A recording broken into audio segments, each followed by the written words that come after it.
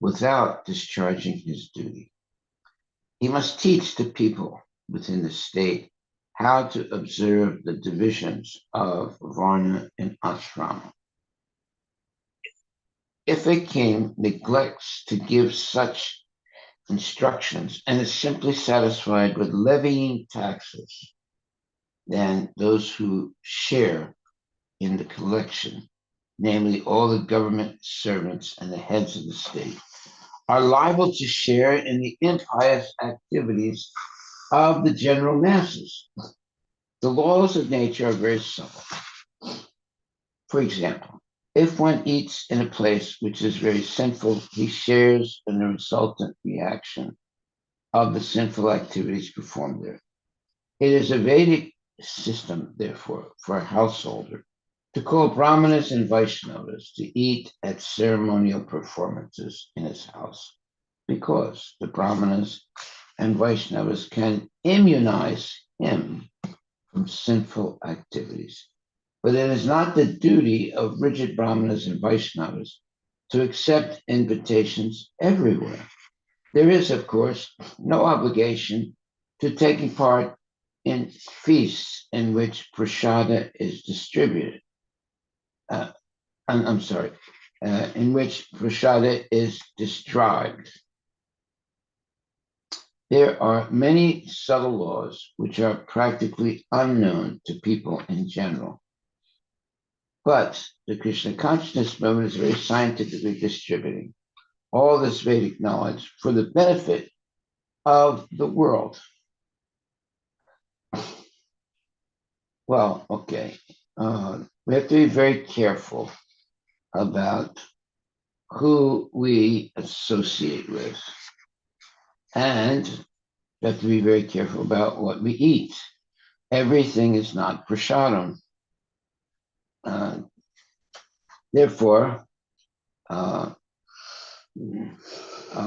there are what you would call subtle laws which are practically unknown to people in general.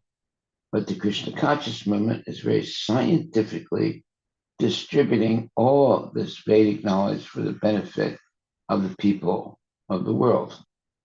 Well, you definitely should not eat in a place which is very sinful. Otherwise, one shares in the resultant reaction of the sinful activities performed there. It is a Vedic system, therefore, for a household to call Brahmanas and Vaishnavas to eat at ceremonial performances in his house, because the Brahmanas and Vaishnavas can immunize him from sinful activities. But it is not the duty of rigid Brahmanas and Vaishnavas to accept invitations everywhere. There is, of course, no objection of taking part in feasts in which prasada is distributed. There are many subtle laws which are practically unknown to people in general, but the Krishna consciousness is very scientifically distributing all this Vedic knowledge for the benefit of the people of the world. Well, law number one here. If one eats in a place which is very sinful, he shares in the resultant reaction of the sinful activities performed there. It is a Vedic system, therefore, for a householder to call Brahmanas and Vaishnavas to eat at ceremonial performances in his house, because the Brahmanas and Vaishnavas can immunize, in other words, purify him from sinful activities. But it is not the duty of rigid Brahmanas and Vaishnavas to accept invitations everywhere. There is, of course, no objection to taking part in feasts in which the prasada is distributed. Well, we have to be careful. One time I was doing a puja in one lady's house, and after it finished, she said, "Prabhu, please come and have some prasadam." I said, "Oh, okay, but can I ask you a question?" She said, "What is that?" I said, "Did you cook?" And she said, "No." I said, "Who cooked?" She said, "Well, I ordered the prasadam from Taj Mahal. this Taj Mahal. what? Hotel, restaurant Taj Mahal. Yeah, from a restaurant. And I said, really? I said, what restaurant is that? And she said, Taj Mahal. I said, do you know the name of the cook? She said, yeah. I said, what's his name? He said, uh, his name is, what was it? It Ahmed. was a Muslim name. Mahmoud. Ahmed.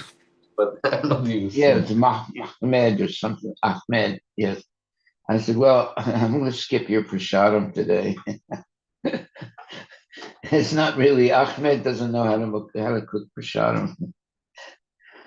So uh, it says here that uh, uh,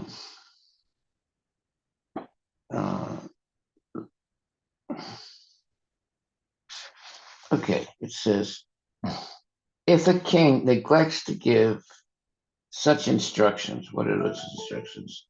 The king must teach people within the state how to observe the divisions of Varna and Ashrama.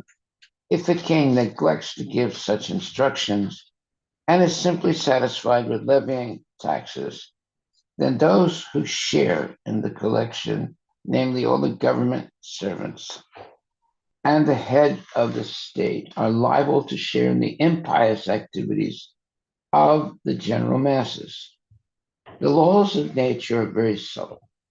For example, if one eats in a place which is very sinful, he shares in the resultant reaction of the sinful activities performed there.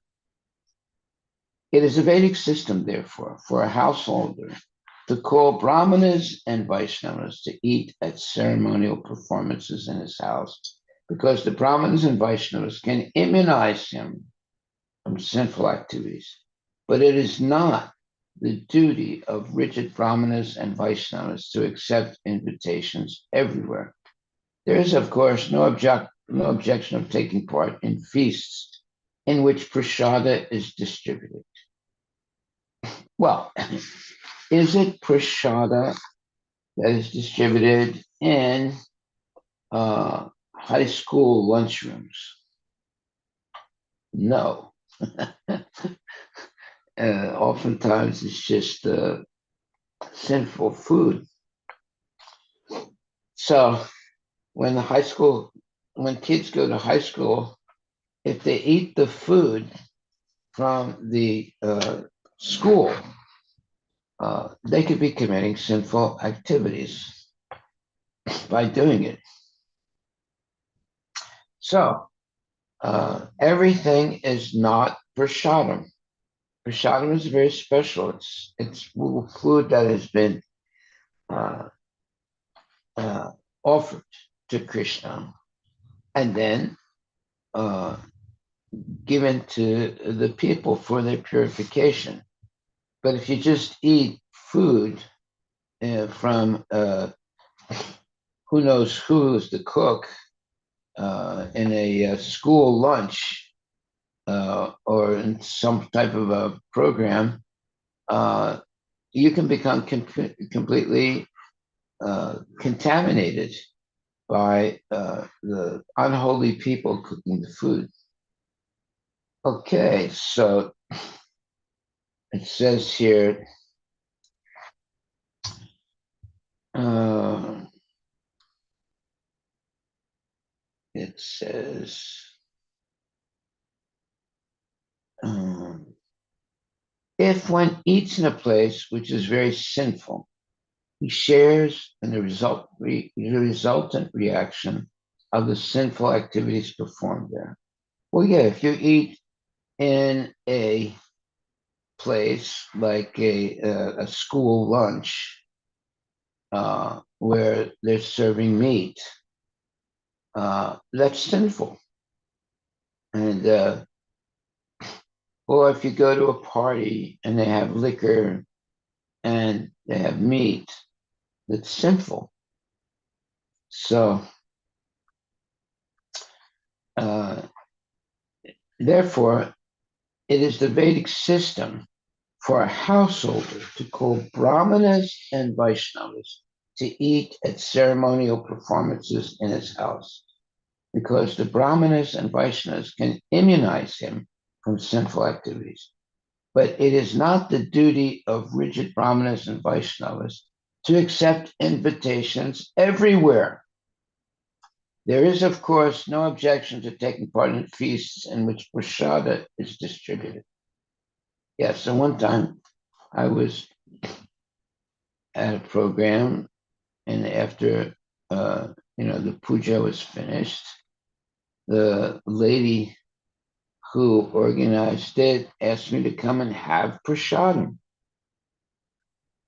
And I said, okay, but I have to ask you a question first. Did you cook? She said, no. I said, who was the cook? She said, well, I ordered it from the Taj Mahal restaurant. I said, do you know the name of the cook? She said, yes. His name is Ahmed. I said, well, I don't think Ahmed knows how to cook prasadam, so I'll skip your prasad. And I didn't eat.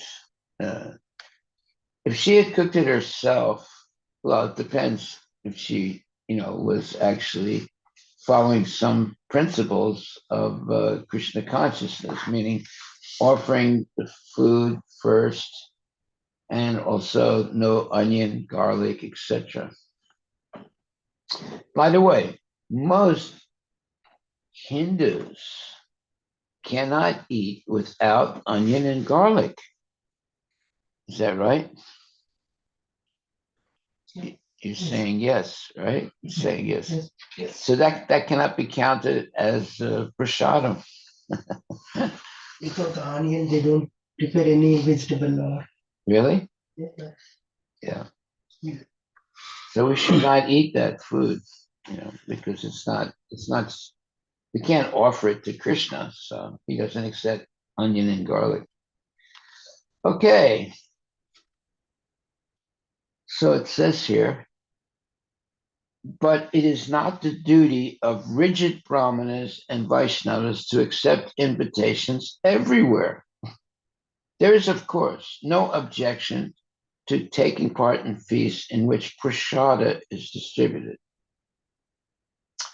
There are many subtle laws which are practically unknown to people in general, but the Krishna consciousness movement is very scientifically distributing all this Vedic knowledge for the benefit of the people of the world. So what are those many subtle laws which are practically unknown to people in general? Well, one of them is you should not eat food cooked by unholy people. Otherwise, you get 1/6 of their sinful activities. It's very serious. Text 25. Prita Maharaj continued, therefore, my dear citizens, for the welfare of your king after his death, you should execute your duties properly in terms of your positions of Varna and Ashrama, and should always think of the Supreme Personality Godhead within your hearts. By doing so, you will protect your own interests and you will bestow mercy upon your king for his welfare after death. Wow. Purport by Srila Prabhupada. The words Adhoksaja Diya, meaning Krishna consciousness, are very important in this verse. The king and citizens should both be Krishna conscious. Otherwise, both of them will be doomed to lower species of life after death. A responsible government must teach Krishna consciousness very vigorously for the benefit of all. Without Krishna consciousness, neither the state nor the citizens of the state can be responsible. Krita Maharaja, therefore, specifically requested the citizens to act in Krishna consciousness, and he was also very anxious to teach them how to become Krishna conscious. A summary of Krishna consciousness is given in Bhagavad Gita, 9th chapter, 27th verse.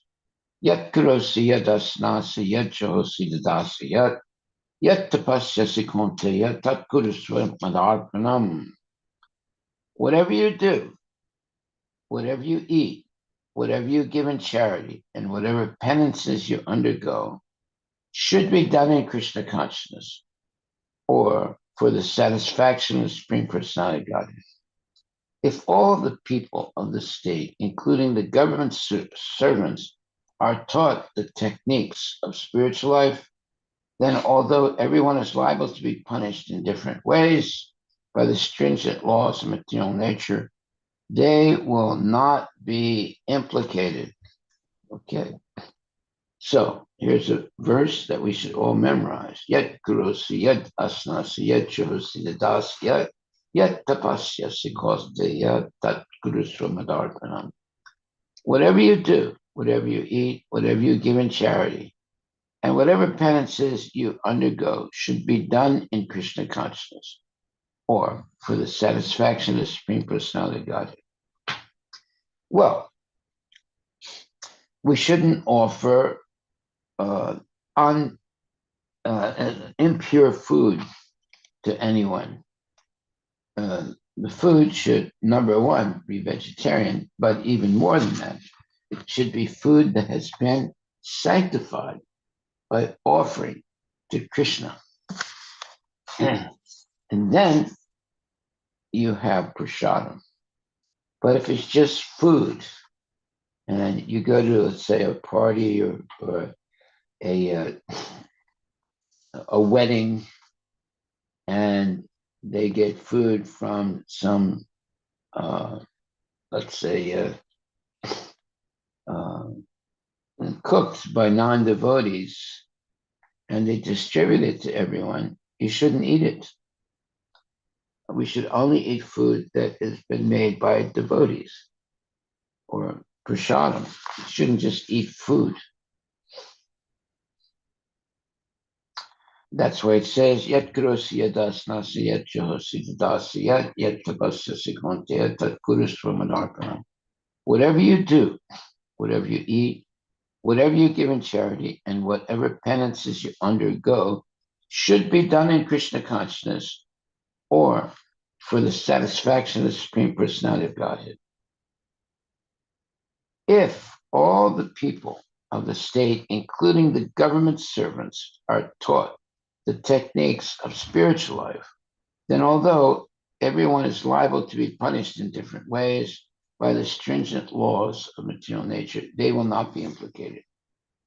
Well, there are stringent laws of the material nature. And the best way to become free from those stringent laws and not to violate them is to, number one, eat only Krishna prasadam food, vegetarian food, without onion and garlic.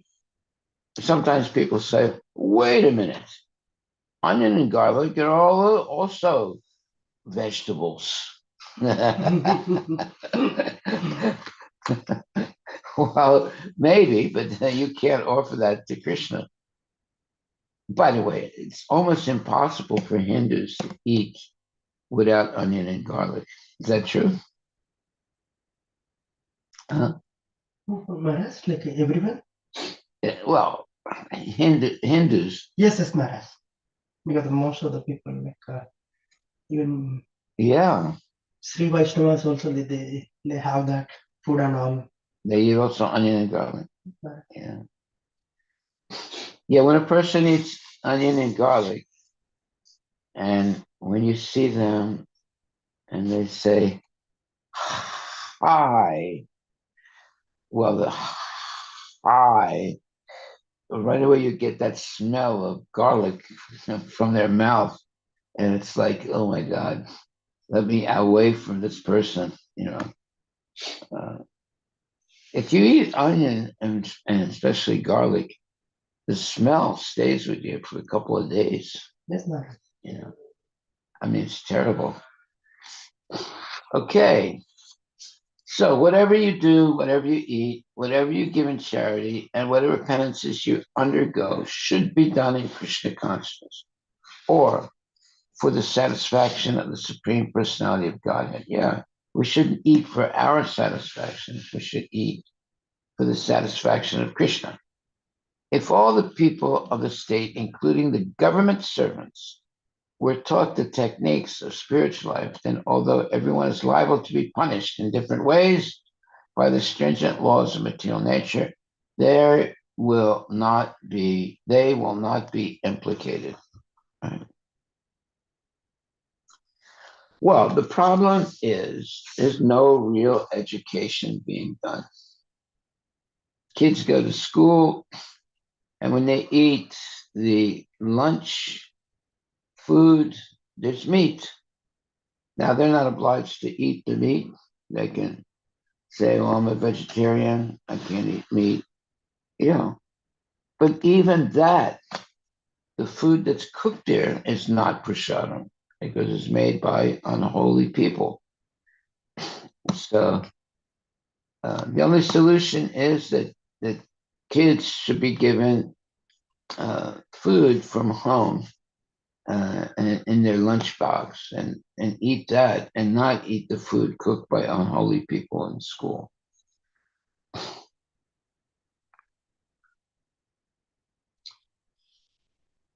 So this is a principle that is very important and should be followed. Yet karosi yet dasnasi yet josi dadasi yet tapasya sikonteya tat kudusramadarpanam. Whatever you do, whatever you eat, whatever you give in charity, and whatever penances you undergo should be done in Krishna consciousness or for the satisfaction of the Supreme Personality of Godhead. If all the people of the state, including the government servants, are taught the techniques of spiritual life, then although everyone is liable to be punished in different ways by the stringent laws of material nature, they will not be implicated. So, this should be a general principle for all devotees to follow. Yat grosya dasnasya, yat josi dadasya, yat tapasya sikonteya, tat kurusramadarpanam. Whatever you do, whatever you eat, whatever you give in charity, and whatever penances you undergo should be done in Krishna consciousness or for the satisfaction of the Supreme Personality of Godhead. If we follow that rule that I just read, yet kurusya, dasnasya, josya, dasya, etc., then you avoid unnecessary sinful activities. If all the people of the state, including the government servants, are taught the techniques of spiritual life, meaning you eat only Krishna prasadam, etc., then although everyone is liable to be punished in different ways by the stringent laws of material nature, they will not be implicated. Yeah, they won't eat unholy food. They won't associate with unholy people. And they will chant Hare Krishna and eat only Krishna prasadam. Then they're immune to what you would call uh, unwittingly committing sinful acts, not knowing out of ignorance that just eating food without it being offered to Krishna, and who knows what's in the food, that's sinful. So everything is not prasadam. Prasadam is a very special food for spiritual substance. It's not only for material substance, it's also for spiritual substance.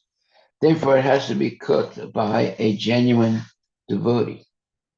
I know that there are some temples, they hire cooks, and the cooks are not actually devotees.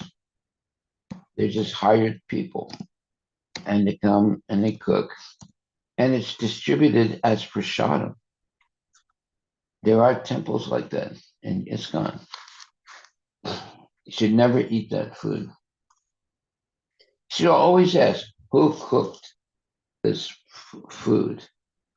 Was it offered to the deities? Oftentimes, they don't offer the general prasadam to the deities. They only offer specific food to the deities, which they call Mahaprasadam. But everything else sometimes is cooked by XYZ cook and distributed, but it hasn't really been offered to the deities.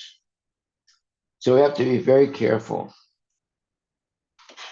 Even in Krishna consciousness, sometimes professional cooks are hired and they're not actually initiated devotees. And they cook the food.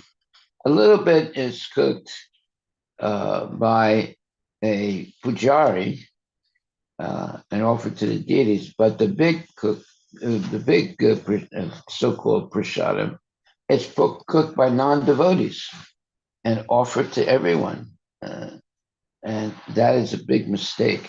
We should not even touch that type of food, even though it's in ISKCON.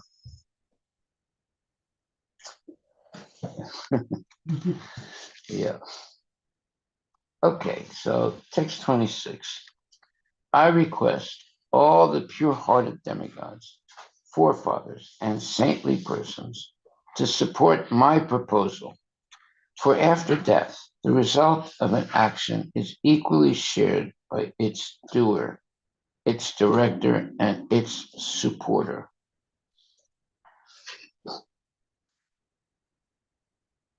Yeah, so therefore we should follow this principle. Bhagavad Gita 9:27. Yat karosi yad asnasi yat josi dasya yat tapasya sikonteya tat kurusva madarpana. Whatever you do, whatever you eat, whatever you give in charity, and whatever penances you undergo should be done in Krishna consciousness or for the satisfaction of the Supreme Personality of Godhead. If all the people of the state, including the government servants, are taught the techniques of spiritual life, then although everyone is liable to be punished in different ways by the stringent laws of material nature, they will not be implicated. Well, if you go to any high school and eat the food there, you're eating sin because unholy people are cooking it. The food is not offered to Krishna. And then also sometimes you go to a wedding. That food also, most of the times, is contaminated because it's cooked by professional cooks who are not devotees. And it's distributed to all the people to eat. So everything is not prasadam, and everything that shines is not gold.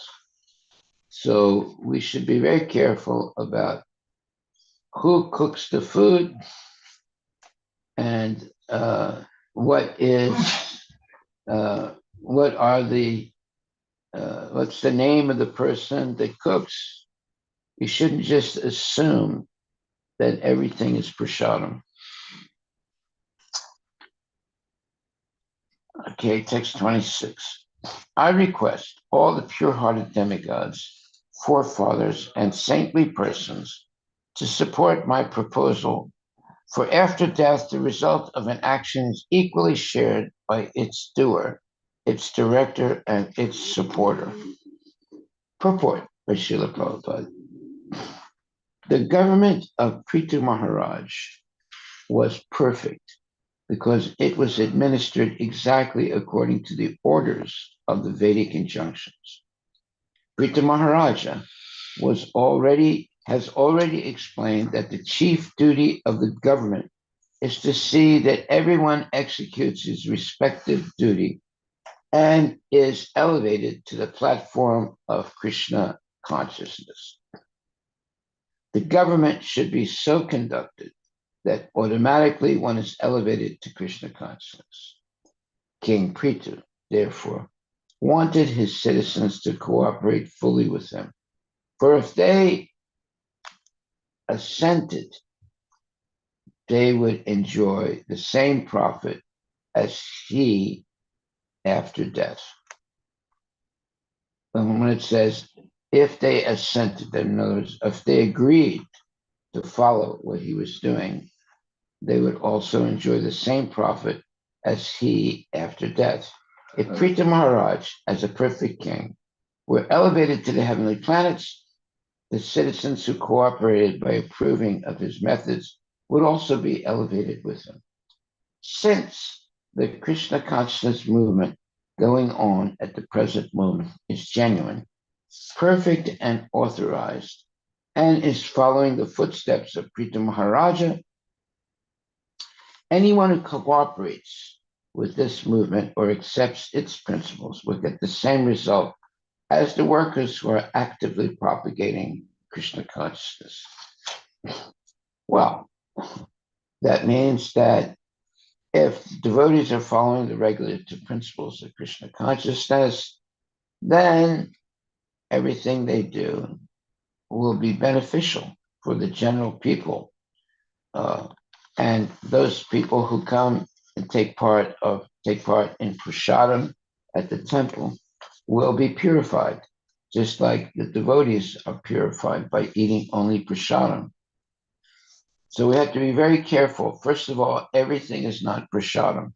Prasadam is specifically vegetarian food without onion and garlic that has been cooked by genuine devotees and offered by genuine devotees on the altar of the temple to Krishna first, and then offered back and to the people in general to take part in having Krishna Prasadam.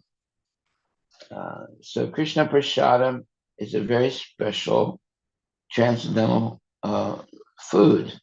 It's not ordinary food. It may start out to be ordinary food, but once it's offered to the deities properly, it's no longer ordinary food. It becomes a supernatural substance that can purify the lives of the people that eat it. So therefore, we have to be very careful that, number one, all the food in the temple is only cooked by genuine devotees who are following the rules and regulations of Krishna consciousness. Unfortunately, today, there are some temples that hire cooks who are not actually devotees, and they're actually cooking the food. Sorry to say.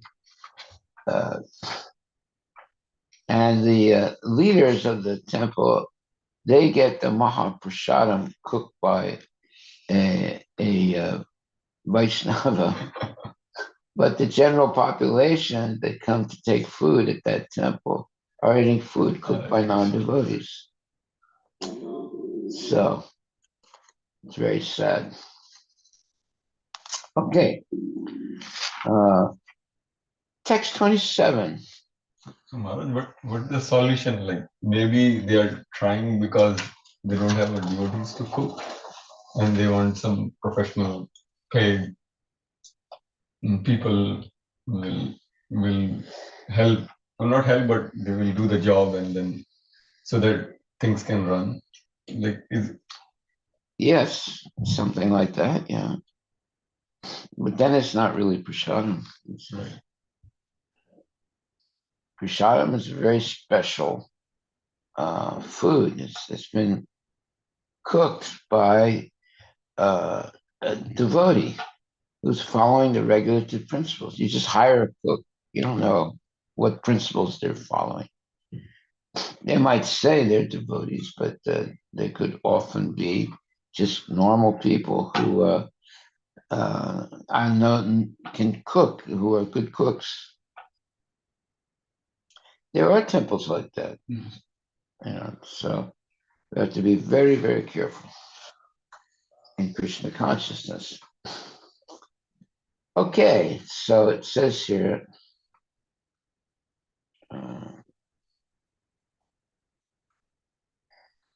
since the Krishna consciousness movement going on at the present moment is genuine, perfect, and authorized, and is following in the footsteps of Prita Maharaja, anyone who cooperates with this movement or accepts its principles will get the same result as the workers who are actively propagating Krishna consciousness. Okay, well, that's good news. But, hopefully everyone is following in the footsteps of Prita Maharaj. That is, Prita Maharaj was always perfect because the government of Prita Maharaj was perfect because it was administered exactly according to the orders of the Vedic injunctions. So it says, Prita Maharaj has already explained that the chief duty of the government is to see that everyone executes his respective duty and is elevated to the platform of Krishna consciousness. The government should be so conducted that automatically one is elevated to Krishna consciousness. Wow, that's not the situation today. King Kritu therefore wanted his citizens to cooperate fully with him, for if they assented, in other words, if they agreed, they would enjoy the same profit as he after death. So that means that Prithu Maharaj was a perfect ruler of society and citizens of society. If Prithu Maharaj, as a perfect king, were elevated to the heavenly planets, the citizens who cooperated by approving of his methods would also be elevated with him. Since the Krishna consciousness movement going on at the present moment is genuine, perfect, and authorized, and is following in the footsteps of Prithu Maharaja, anyone who cooperates with this movement or accepts its principles will get the same result as the workers who are actively propagating Krishna consciousness. Haribol. Text 27. My dear respectable ladies and gentlemen, according to the authoritative statements of Shastra, there must be a supreme authority who is able to award the respective benefits of our present activities. Otherwise, why should there be persons who are unusually beautiful and powerful, both in this life and in the life after death? Okay, let's see what the purport is, this verse. Prithu Maharaja's sole aim in ruling his kingdom was to raise the citizens to the standard of God consciousness. Since there was a great assembly in the arena of sacrifice, there were different types of men present. But he was especially interested in speaking to those who were not atheists. It has already been explained in the previous verses that Prithu Maharaja advised the citizens to become ahoksajadiya, which means God conscious or Krishna conscious. And in this verse, he specifically presents the authority of Shastra, even though his father was a number one atheist who did not abide by the injunctions mentioned in the Vedic Shastras, who practically stopped all sacrificial performances, and who disgusted the Brahmanas that they not only dethroned him, but cursed and killed him. Yeah, so Prithu Maharaj's father was a bad guy. Atheistic men do not believe in the existence of God, and thus they understand everything which is happening in our daily affairs to be due to physical arrangements and chance. Atheists believe in the atheistic Sankhya philosophy of the combination of Prakriti and Purusha. They believe only, so Prakriti means the material nature, and Purusha means the living entities. They believe only in matter and hold that matter under certain conditions of amalgamation gives rise to the living force, which then appears as Purusha, the enjoyer.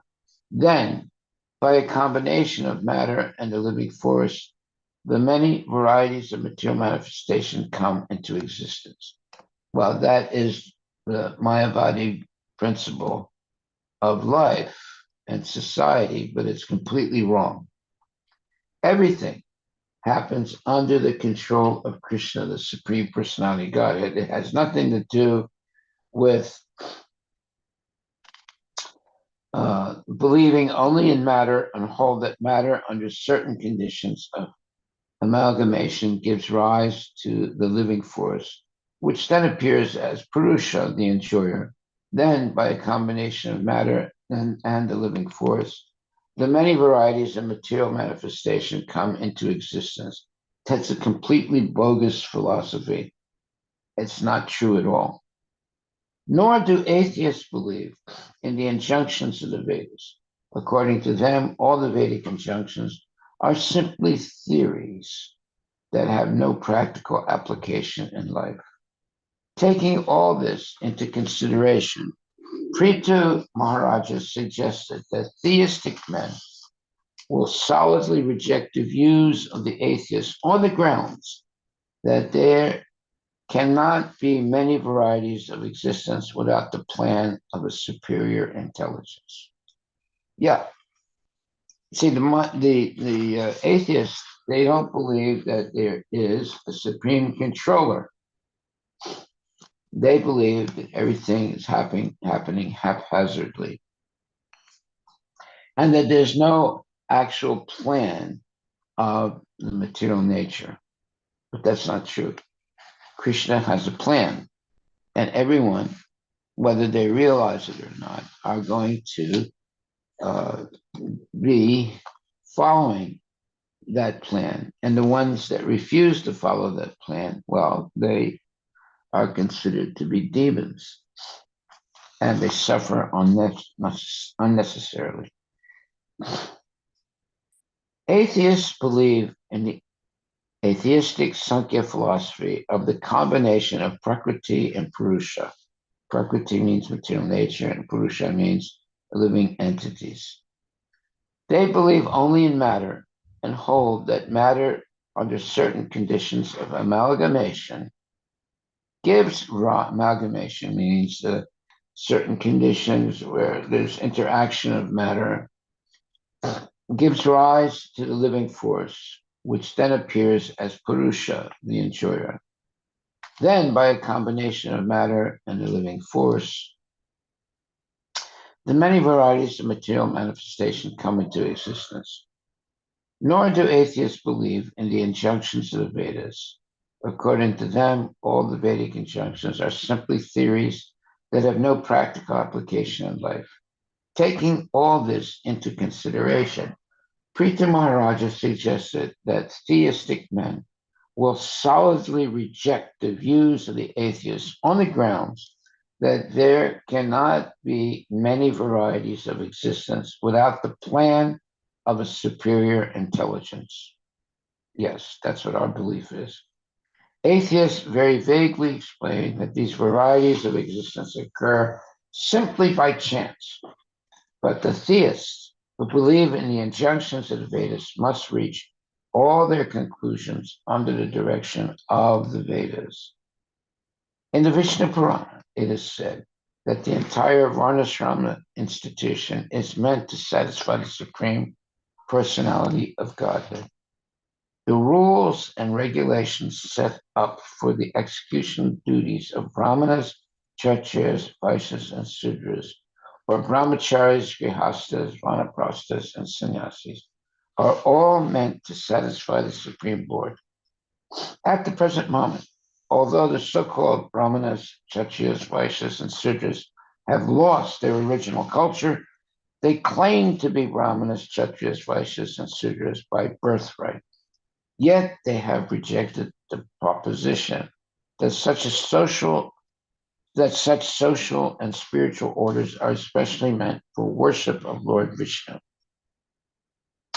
The dangerous Mayavada theory set forth by Sankaracharya that God is impersonal does not tally, or in other words, not bona fide, with the injunctions of the Vedas. Sri Chaitanya Mahaprabhu therefore described the Mayavadi philosophers as the greatest offenders against the personality of Godhead. Wow. According to Vedic system, one who does not abide by the orders of the Vedas is called a Gnostica or atheist. When Lord Buddha preached his theory of nonviolence, he was obliged to deny the authority of the Vedas. And for this reason, he was considered by followers of the Vedas to be a Gnostica. But although Sri Chaitanya Mahaprabhu very clearly enunciated that the followers of Lord Buddha's philosophy are Gnostics or atheists because of their denial of the authority of the Vedas, he considered the Sankarites who wanted to establish Vedic authority by trickery and who actually followed the Mayavada philosophy of Buddha's school to be more dangerous than the Buddhists themselves. The Sankarite philosophers, the ones that find Sankaracharya, the Sankarite philosophers' theory that we have to imagine a shape of God is more dangerous than denial of the existence of God. Notwithstanding all the philosophical theorizing by atheists or Mayavadis, the followers of Krishna consciousness rigidly live according to the injunctions given in Bhagavad Gita, which is accepted as the essence of all Vedic scripture.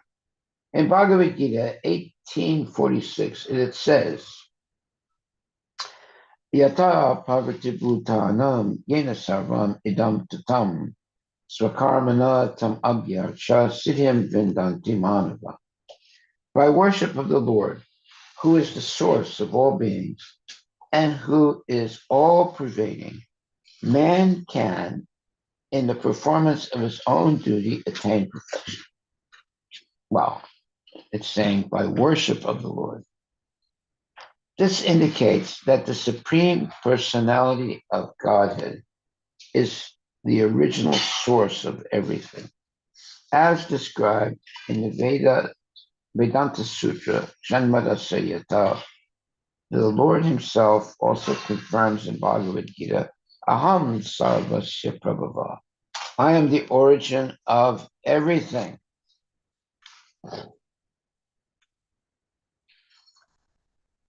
The Supreme Personality of Godhead is the original source of all emanation, the origin of everything, of all emanations. And at the same time, as Paramatma, he is spread all over existence.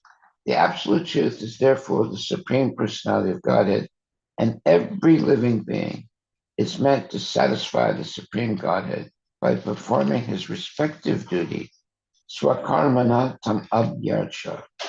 Maharaj Prithu wanted to introduce this formula amongst his citizens. The most important point in human civilization is that while one engages in different occupational duties, we must try to satisfy the Supreme Lord by the execution of such duties. That is the highest perfection of life.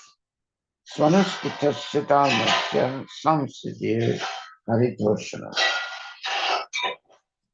By discharging one's prescribed duty, one can become very successful in life if he simply satisfies the Supreme Personality of Godhead.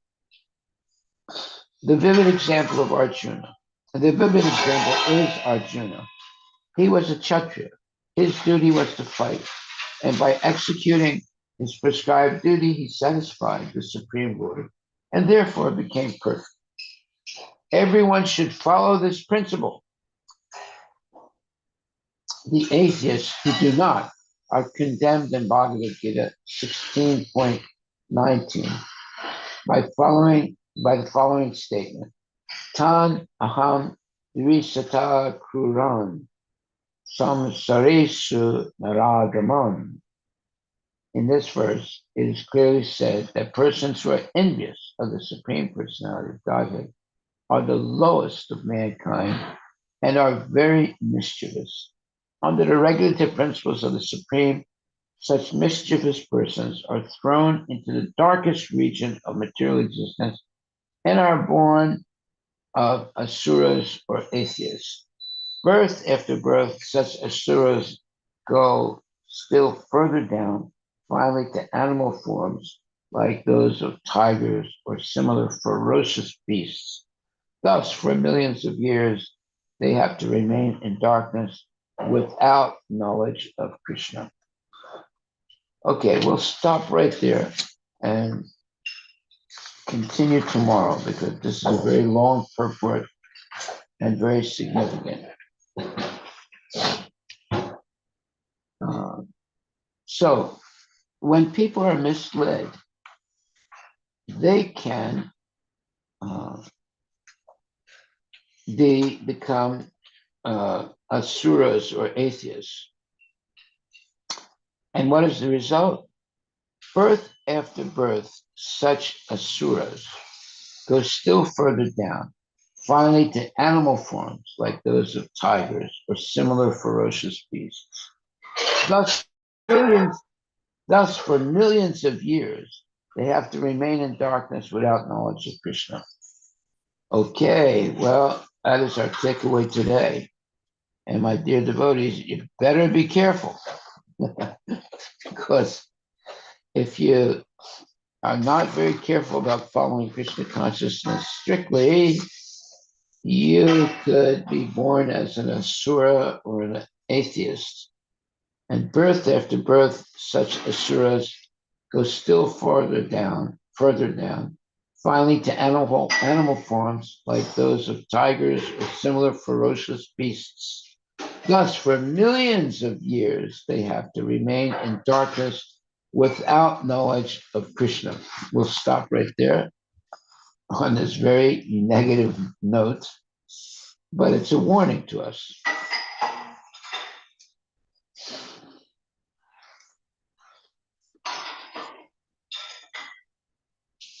So, are there any questions or comments anyone would like to make? Maharaj, Danvat Pranam. I have question regarding prasadam and prasadam distribution. Yes. So we also like there can be two extremes. One is ideally we should grow our own food and prepare everything should be or even the raw materials could be grown and prepared by devotees. And on the other extreme, we end up in a situation where we are distributing store bought food like ice creams and all sodas and all. And there is in between, like there are sometimes we like prepare burritos where the wraps are store bought and then the devotees prepare the filling and all. So how do we like come to a balanced thing that what can be done and what should be strictly avoided?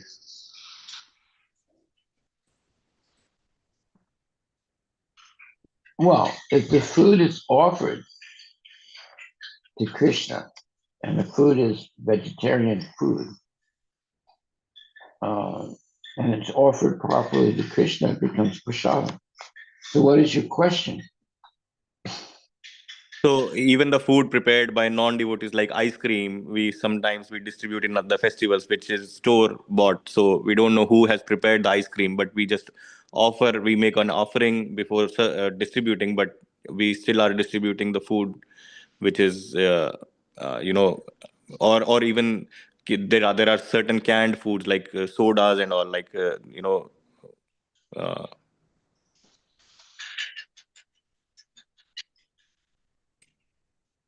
so is it okay to distribute them after offering or?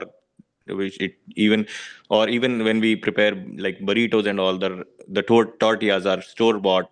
We don't know who cooked them, but but the devotees assemble, definitely they cook. They have some processing which is done by the devotees. Well, I mean, look, you don't have to buy tortillas. You can make your own tortilla, Yes. which is basically a it's made out of All-purpose flour. yeah, all-purpose Flour. flour, and then so we shouldn't buy tortillas. We should make them ourselves. So you just get the flour and then you make it. Not difficult. It's very easy. I mean, I don't know what they're doing in the temple, let's say, uh, kitchen, but usually we should not buy things that are made by karmis. So you can get the raw materials and turn them into prasadam. So are you saying that the devotees are not doing that? Not everything, Maharaj. Like even uh, because it's when we do it such a large scale, sometimes it becomes impractical. To prepare everything. Uh, First thing is getting the people, Maharaj. Another is time consuming, because the both are two big aspects, because to address those things. Because even the like our the 200 breads. burritos or something, and then somebody has to be come up a little bit. It's a 6 to 7 hours work. Like if you say the dough has to be prepared, after that it has to be. Otherwise, it's like you are getting as a store products, and then after that you preheat it, and then putting all wrapping it and giving to them and all. I mean, the burritos is just one example. We Yeah, also maybe serve there's so ice many other creams. things. Ice Like creams and tomato pav bhaji. paste or something, tomato paste. There are so many things we use, vegetables, everything, all canned food. Yeah, I think Maharaj, even majority of items whenever we prepare for festival, some items are already cooked. Like even in Bombay chat, majority of items like bill ingredients are all already done some part, and we are going to mix it. That is part of it, Maharaj. That's how we are doing. Okay, well, better not to do it then. Yeah, we have to learn that. It's better not to do it.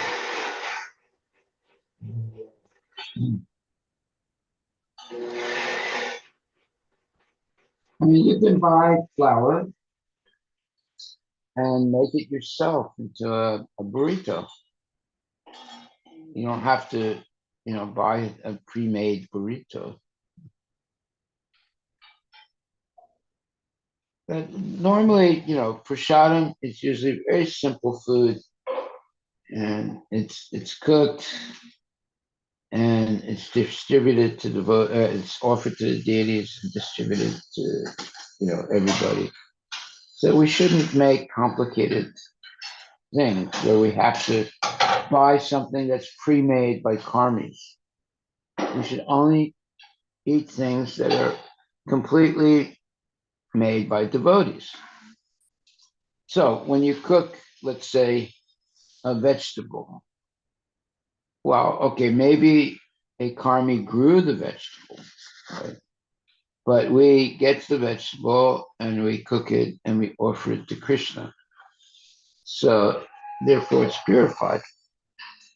It's been offered to Krishna. Now the question is about uh, you know uh,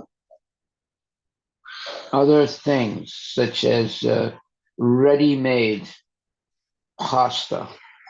Right? That's things like that are very questionable. Should we use it or should we not use it? The best thing is to make everything from scratch by devotees. The pasta, the and the different commodities that are used to make pizza or whatever. It should all be done, uh, from scratch by devotees. You always have to be careful about ready-made things. Yeah. Because that you could very easily be eating food that is contaminated by karmas. Hare Krishna, Guru Maharaj. Yes. Can we see it this way that like when we offer those who are already done like that bhel or the tortillas who has made it but they haven't offered it, it is packed mostly by the machine and all, but like when we offer, do they get the good karma? Can we see that way? At least when we are making it and preparing it in a proper offerable way and then offer it to Krishna, then they also get the good karma, those who had initially made it, because practically it's probably not possible to do everything from the scratch. So keeping that in mind, can we see this way also, like when we do it something like offer it to Krishna, then those people who have put their effort to make the tortillas or bhel and all, so they will also get some good karma from this, like the producer, the supplier, and all these things. They should be responsible for the karma which happens in a bad way, also in a good way. Can we see that way? That's a speculation. You don't know for sure about that. Yes, Maharaj, that's why I'm asking, like yeah.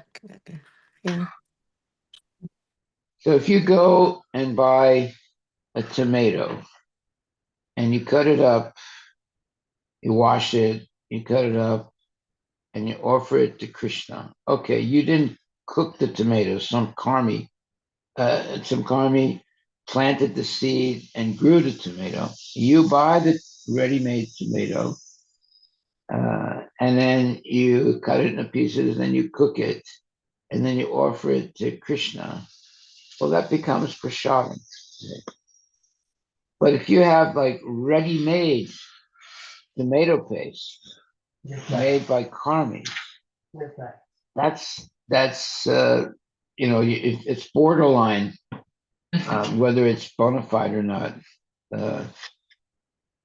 Oftentimes we use tomato paste. Yes, ma'am. In large quantities. Large one. Right. So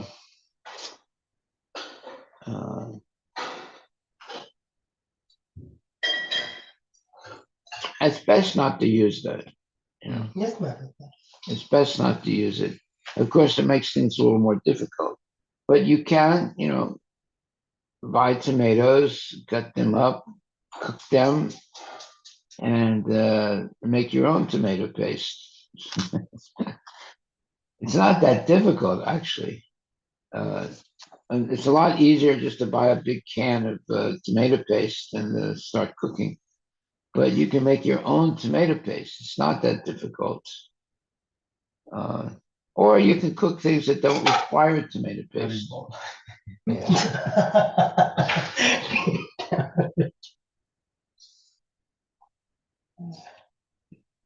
Whenever you're doing massive cooking, then if you buy big these big cans of tomato paste and other things that make it easier to cook, you're taking a risk by doing that, because those are pre-cooked.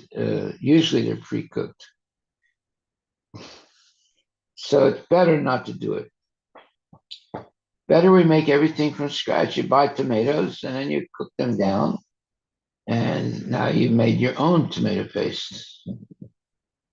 Or you cook only things that you don't need, store-bought tomato paste. You just use tomatoes, right? It might not be the same consistency or We have bread and milk. Is it this cup? now when you're talking about ice cream, I mean devotees can make ice cream. You don't have to buy it in a store. You can buy ice cream. I mean you can make your own ice cream. Make it. I used to do that and make our own ice cream. Not difficult. Takes a little extra work. So it's best not to use store-bought things. Let's put it like that. Hare Krishna. Hare. Thank you. All glories to Srila Srila Prabhupada Prabhupada ki ki jai. jai. So we'll stop right there. This is a very long purport. And Very long. we'll start on chapter 4, text 20. Chapter 4, Canto 4, chapter 21, text 27, which is a very long purport. And that's what we'll start with tomorrow. Thank you very much. My dear devotees, please chant Hare Krishna and be happy. And don't eat store-bought ready-made things. Always start with pure vegetables and avoid pre-cooked things. It's not good. Hare Krishna.